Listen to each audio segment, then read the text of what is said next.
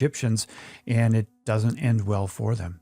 You know, Jeff, one of the things you mentioned here is like, I'm so grateful for that. Like the overview, again, we have Abraham and Sarah, we have Isaac and Rebecca, you have Esau, you know, on the side there, Jacob, and then the two wives, two handmaids. And you also have some kind of, I remember I was talking with my sister about this because she's been studying the Great Adventure Bible Timeline. She started a little while back, not too long back. And she's like, oh my gosh, I'm going through Genesis still. She got to the end and she said, I didn't realize how like messed up some stuff is, or like, you know, how much there's family members, you know, whether hurting each other, murdering each other, or incest. And like some of the things she's like, I didn't realize how much brokenness, you know, to use one word to kind of sum up all this stuff. Some of the people who will be journeying with us, this will be maybe one of the first times that they've heard the story, maybe the names Abraham, Isaac, Jacob, maybe heard the names of Sarah and Rebecca and Rachel and Leah. I don't know if they've all heard about kind of the weakness or the sins of these people. How do we navigate that? Well, I think people are a little alarmed sometimes when they're reading the Bible and they hear these, wild stories that people get into, and they take offense, like, "Oh, that shouldn't be in the Bible," or "I didn't expect that from the Bible." Well, just turn the Bible around and look at it like a mirror. I didn't expect that in your life either, and you didn't expect that in your life either. You didn't think you would think like you're thinking. And so it really does paint a picture of the brokenness of humanity. And it speaks of the great patience and the loving kindness that God demonstrates in bringing us all back together into his family, which is going to culminate in Jesus.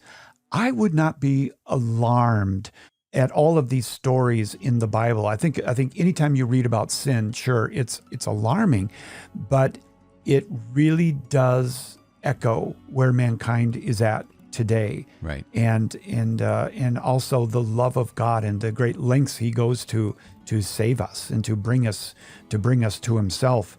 This period of the patriarchs is so rich in the stories about God's faithfulness, about our brokenness. When you get to go from Abraham and Sarah, and then you get into Isaac and Rebecca, you will see Rebecca working with her son Jacob to try to right wrongs. Right. And then Jacob fooling his brother.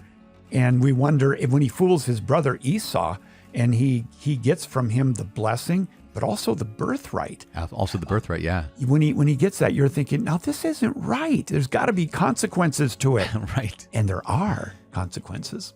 You keep reading. Yeah. Keep reading. That's right. Yeah. And in Hebrew writing, Father, it's really interesting because in Hebrew writing, we want the story to be Jacob fooled Esau. We want punishment in the next chapter. Right.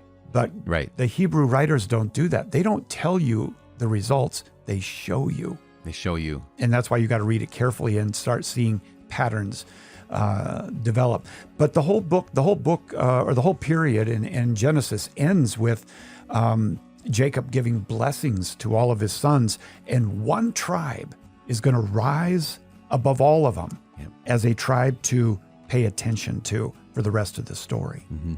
Yeah, and it's so interesting that I remember when you had revealed that to me, that yes, there's brokenness in all these stories because there's brokenness in our lives. Like that when it comes to Bible stories, again, sometimes our first introduction to the Bible is Bible stories for children. And so we don't necessarily get the like, wow, this is more about my life. You mentioned at the very beginning of this, like you can get the Bible, like you can understand this. And I think we can really understand it when we realize this is not a book of tales.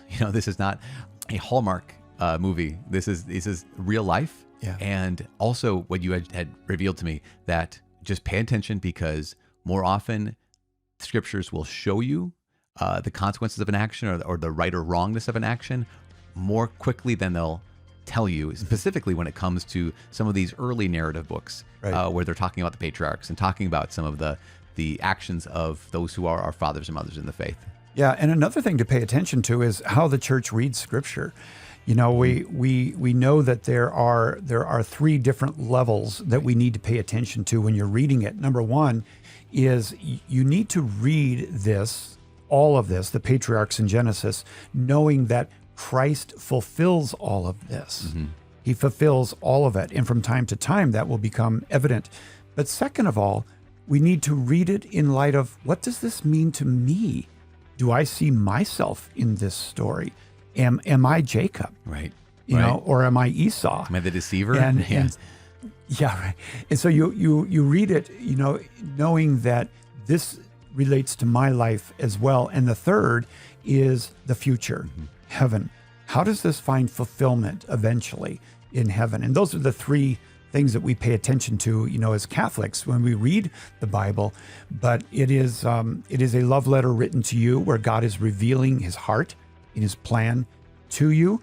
And don't be discouraged if you don't get it all right now. Yeah. You know, there was a very famous word from one of the saints who said that reading the Bible is like drinking from a drinking fountain. Do you remember that one? Yeah, I do. It's St. Ephraim the Syrian, I think it was. Yeah. You can finish it. It's great. Oh, they drinking from a fountain where you shouldn't be discouraged by the fact that you can't drain the spring, you can't drain the fountain, but be encouraged by the fact that every time you return to it, there's more and more and more. Yeah. You don't go to a drinking fountain and start crying, saying, "Look at all of that went on the ground."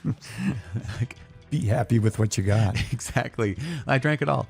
And to recognize that, like, I'll take in a little bit, whatever I can take in. And that's the thing that I've learned over the course of these years too, is I take in what I can, and then I'm not going to be overly bothered with what I can't take in. That's one of the reasons why, actually, kind of confession, why I really like the audio versions of books, and actually why one of the reasons we're doing the podcast is that sometimes I know for myself that when I'm reading with my eyes, I can get stuck. I'm like, wait, what does this mean? What exactly is this? And if I just kept on reading, I would get a bigger picture of it. I would start understanding, because the text itself would tell me things, as well as the fact that just because, again, I can't mine all of the gold out of the scriptures in one reading doesn't mean I can't go back. Yeah. And I can always keep going back. And that's what it sounds like you're saying when it comes to the whole Bible, but especially here, we're getting these stories of the patriarchs. Well, this period is going to be an exciting period, and I know that it's going to be fun to go through it with you. It's really the story of Abraham, and now we are following the seed line all the way from Eve. We're going to follow that line all the way to Jesus. And so one of the ways we navigate through this complex Bible is we stay on task. We are following the seed line that was introduced with Adam and Eve. And you can read about these genealogies in Matthew and Luke.